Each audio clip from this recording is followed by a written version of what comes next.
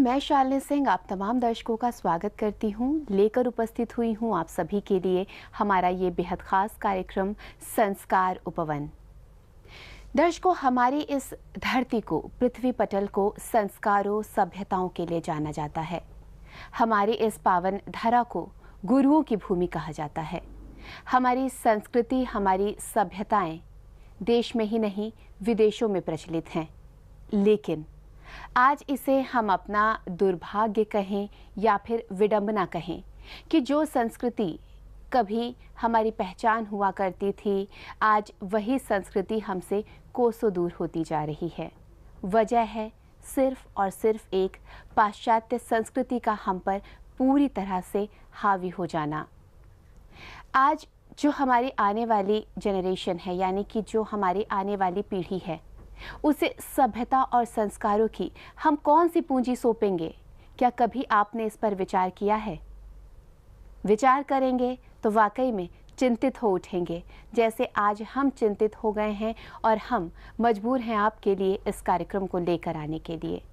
इस कार्यक्रम के पीछे का मकसद सिर्फ और सिर्फ एक ही है।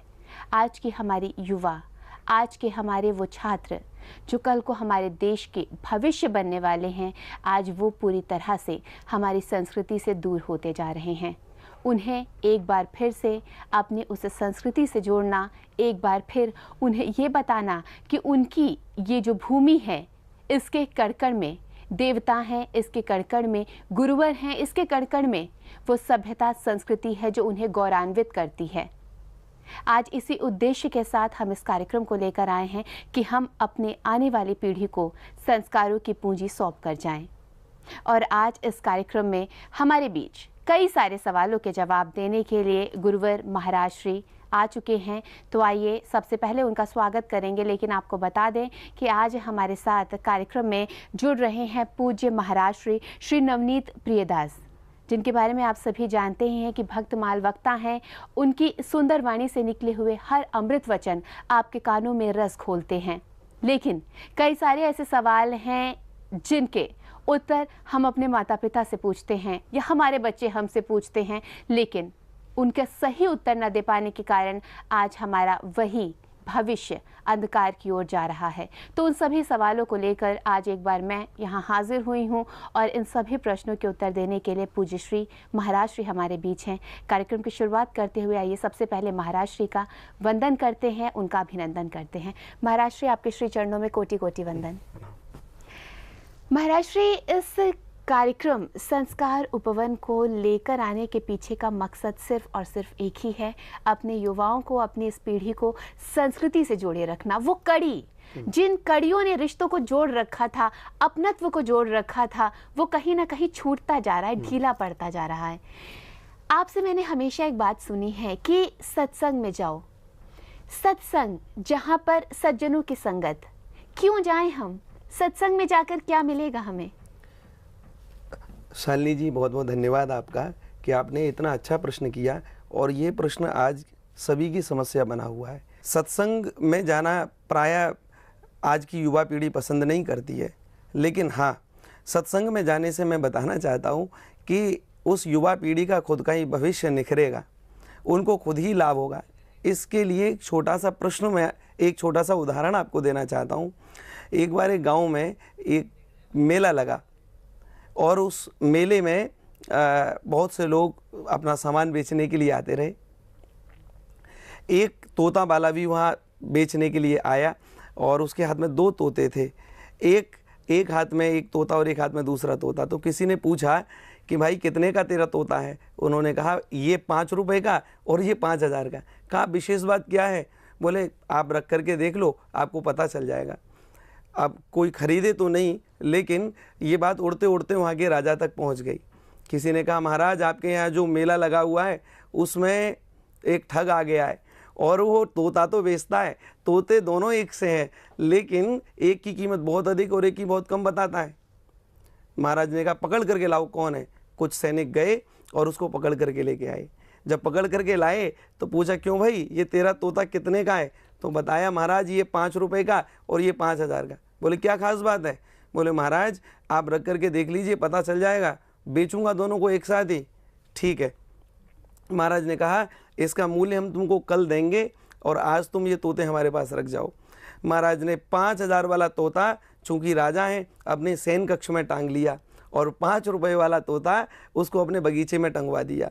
अगले दिन प्रातःकाल राजा जैसे ही उठा, सो करके जब उठा तो सीधा निगाह उस तोते की ओर गई और जब देखा तोते की ओर तो राजा एकदम आकर्षित हो गया। क्या देखता है, वो तोता एक अजीब सी समाधि में, एक अद्भुत सी समाधि में खोया हुआ है। 5 मिनट देखने के बाद उस तोते ने आँख खोली। आँख खोल करके बड़े सुंदर सुंदर मंत्रों का उच्चारण किया, बड़े सुंदर सुंदर नीति के वाक्य, राजकाज में काम आने वाली राजनीति की बातें उस तोते ने कही। राजा का मन प्रसन्न हो गया। ये तोता 5,000 का नहीं, इसकी कीमत तो बहुत अधिक है। कुछ समय के बाद में वही राजा अपने बगीचे की ओर गया। वहाँ देखा उस तोते को और सोचा कि ये भी कुछ बोलेगा, और जैसे ही राजा ने इस दृष्टि से, इस भाव से उसको देखा तो उस तोते ने तमाम गालियाँ देना शुरू कर दिया। राजा का मन हुआ, अरे ये क्या बोल रहा है, अभी इसकी गर्दन मरोड़ करके फेंक दूँ। राजा ने ऐसा किया तो नहीं, पुनः अपने राजकाज में आ गए और आकर के जब बैठे तो पुनः बहेलिया आया और बहेलिया ने कहा, महाराज हमारे दोनों तोते कैसे लगे।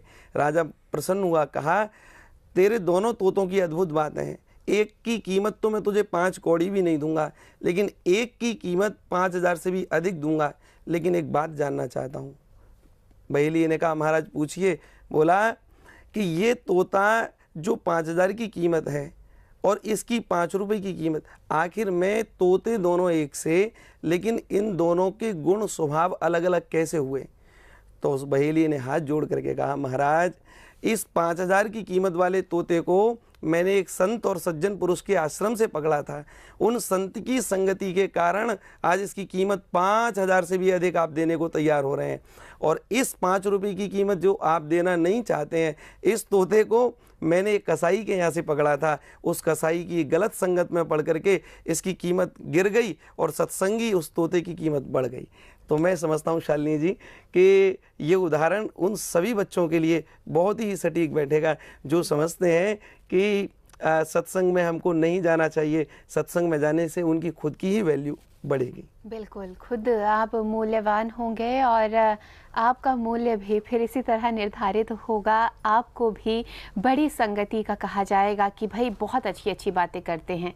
लेकिन आज एक विडंबना भी है, पूज्यश्री कहते हुए अच्छा तो नहीं लग रहा, दुख भी हो रहा है और लग रहा है कि कहूँ भी तो कैसे, लेकिन जब बात यहाँ पर वास्तविकता की हो रही है तो फिर दर्पण देखने में कोई हर्ज नहीं है। आज जिस तरह से संतों की, महापुरुषों की एक छवि बदल रही है, क्योंकि पिछले कुछ समय में जिस तरह की छवियाँ उभर कर आई हैं, कहीं ना कहीं मन उससे बेहद द्रवित हुआ है।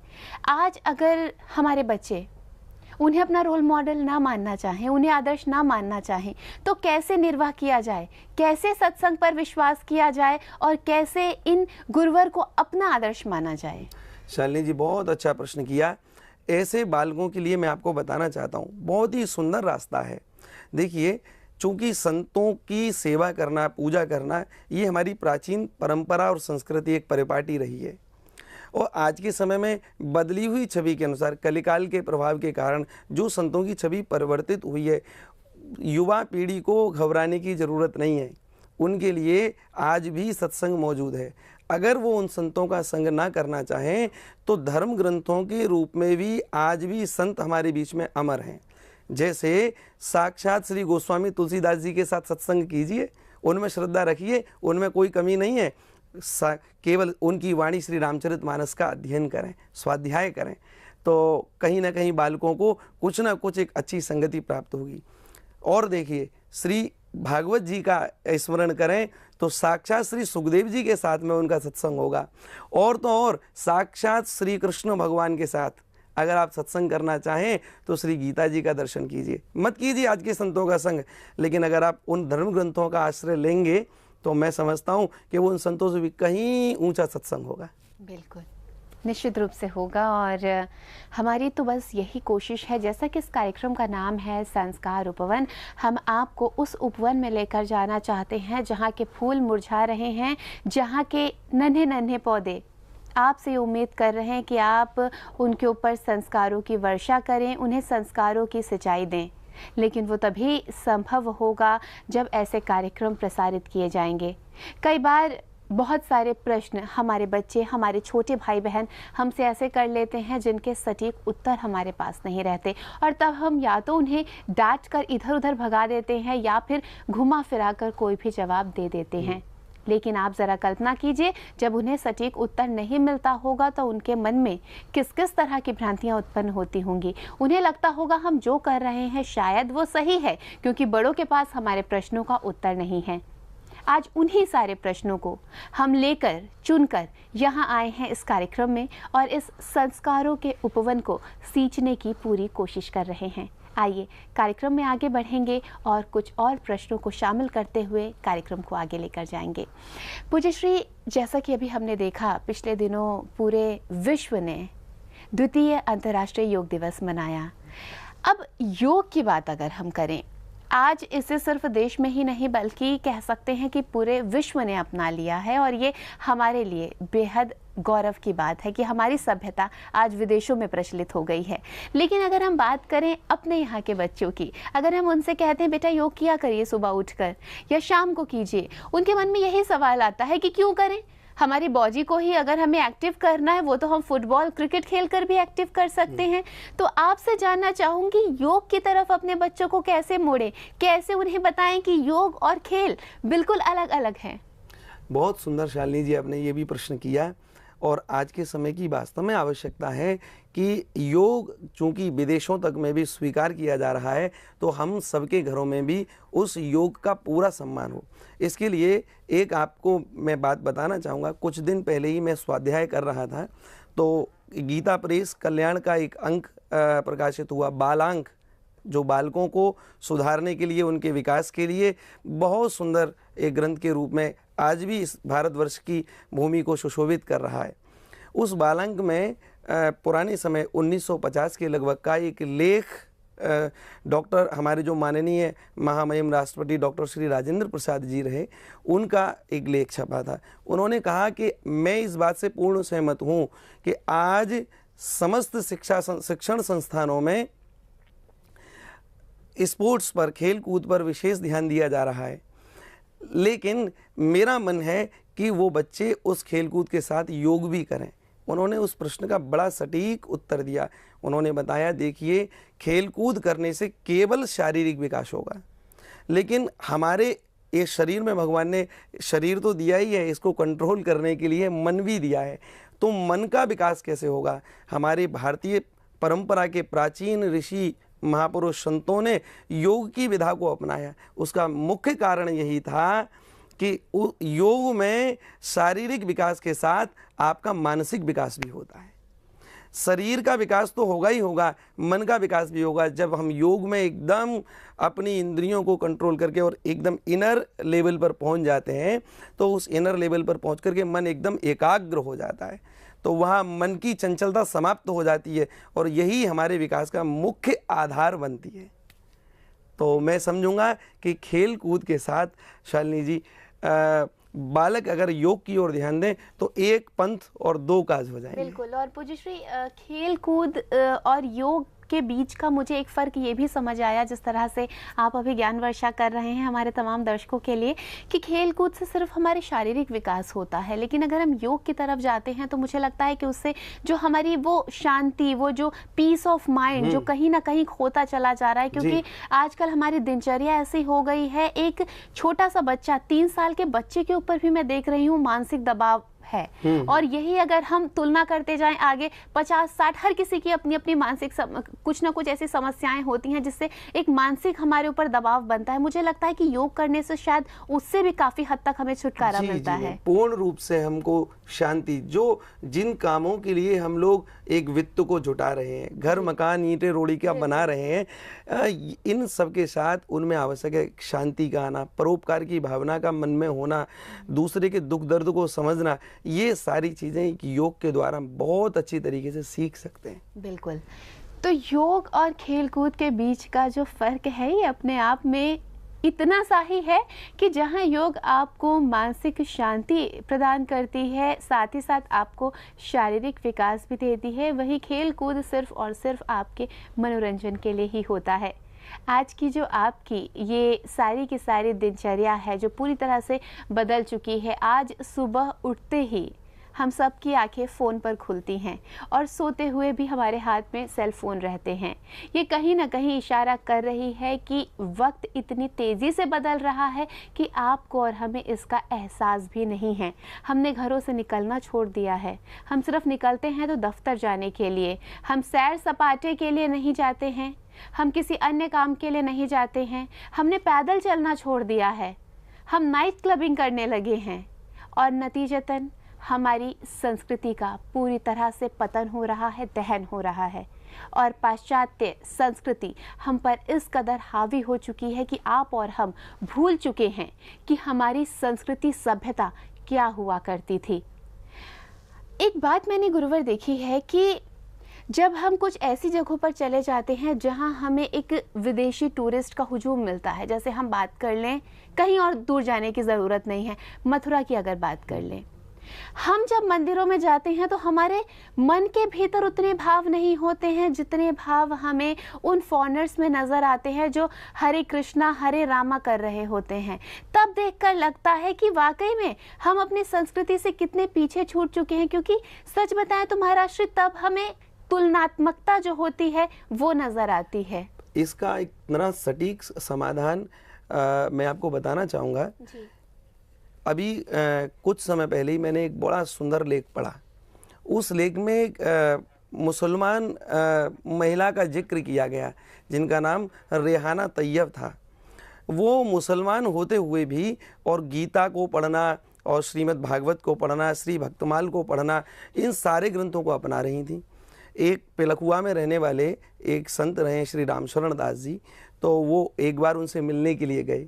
जब मिले तो उन्होंने एक प्रश्न किया, महाराज हिंदू समाज में ये हिंदू धर्म ग्रंथों को हिंदू लोग ही नहीं अपना रहे हैं, लेकिन आप मुसलमान शरीर में होते हुए भी और इन धर्म ग्रंथों को अपना रही हैं, तो इसका कारण क्या है?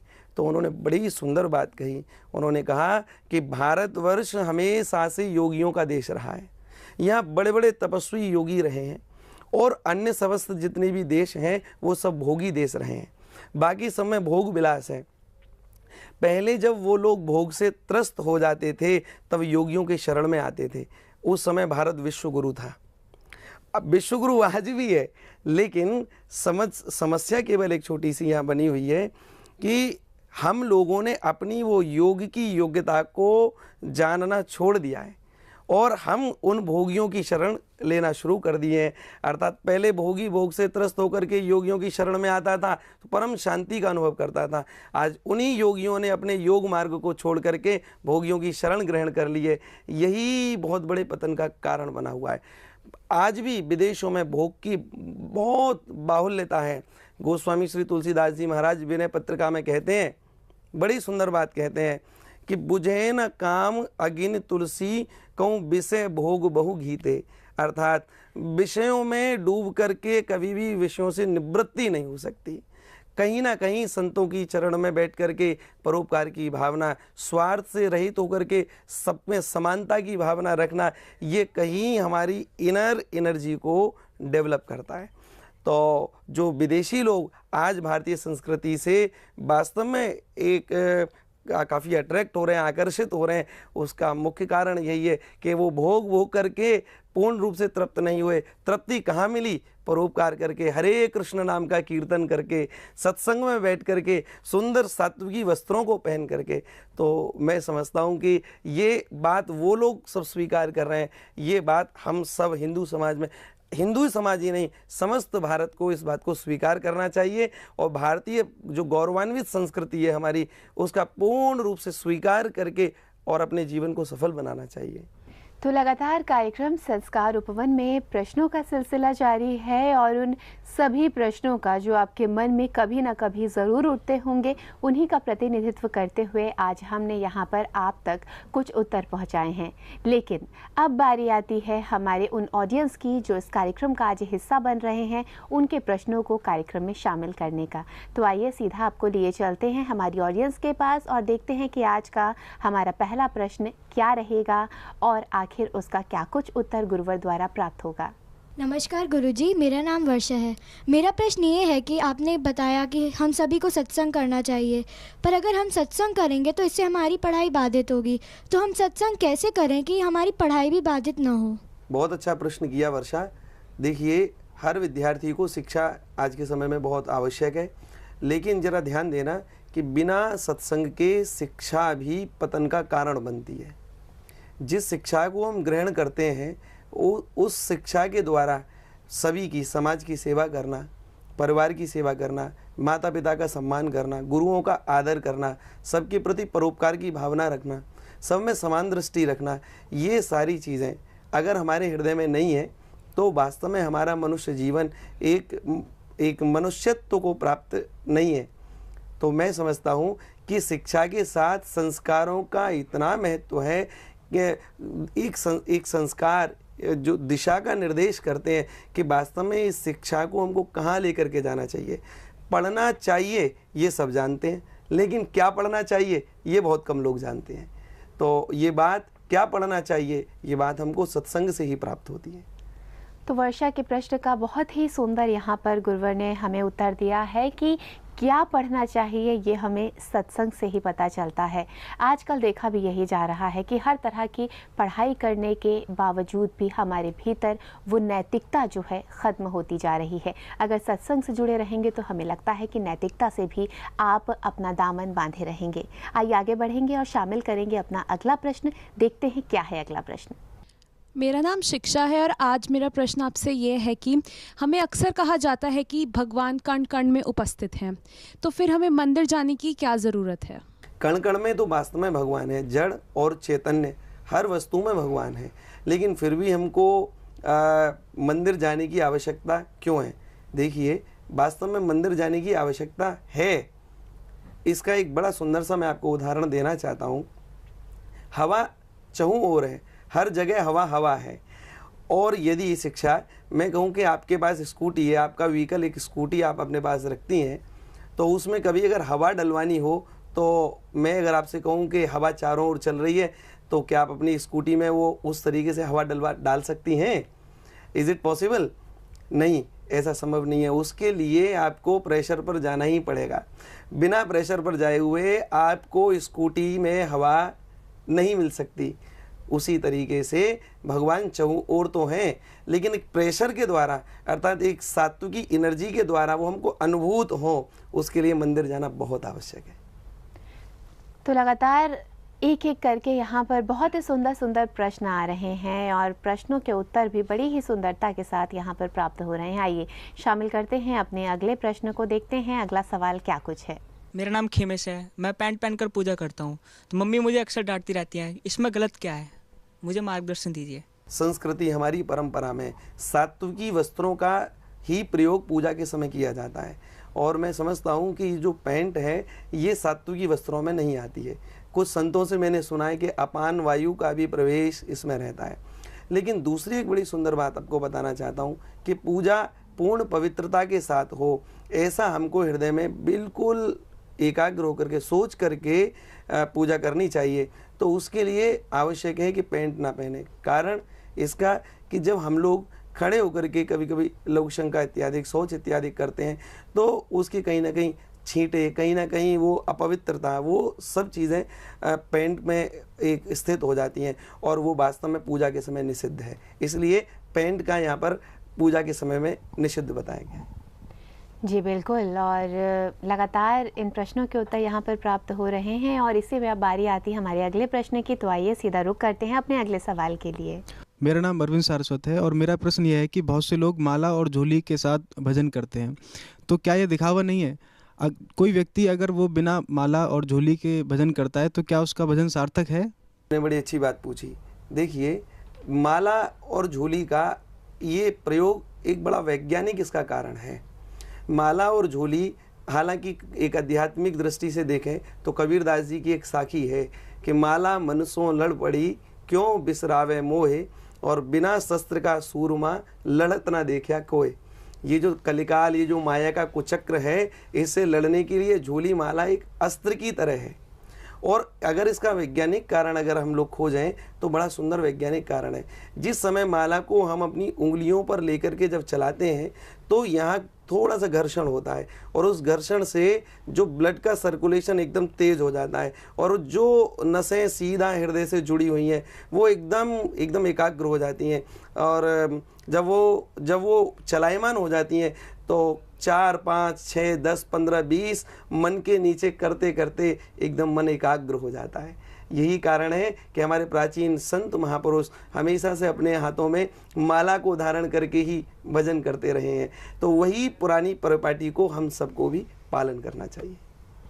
जी बिल्कुल। तो यहाँ पर कई सारे प्रश्नों का यहाँ पर उत्तर हमें प्राप्त हुआ है और कार्यक्रम संस्कार उपवन का हमें लग रहा है कि जो उद्देश्य था वो कहीं ना कहीं परिपूर्ण हो रहा है। अपने बच्चों को, अपने छोटों को उन संस्कारों से बांधना जो उनकी सभ्यता और संस्कृति उन्हें सिखाना चाहती है, यह इस कार्यक्रम का मकसद है। और लेकर नई जानकारी, लेकर नए प्रश्न हम अगले हफ्ते फिर होंगे हाजिर। तब तक के लिए हमें दीजिए आज्ञा। आप सबसे अनुमति लूँ, लेकिन उससे पहले बहुत बहुत आभार व्यक्त करना चाहूँगी गुरुवर का। गुरुवर, आने के लिए आपका बहुत बहुत धन्यवाद। नमस्कार।